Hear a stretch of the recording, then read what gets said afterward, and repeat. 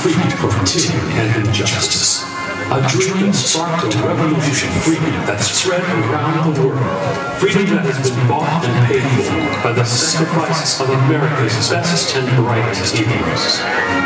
Ladies and gentlemen, Busch Gardens is honored to present a tribute to the fallen members of a grateful nation and salute our armed forces and the brave men and women and their families who have made the ultimate sacrifice to this dream, the dream of freedom, a dream that lives on.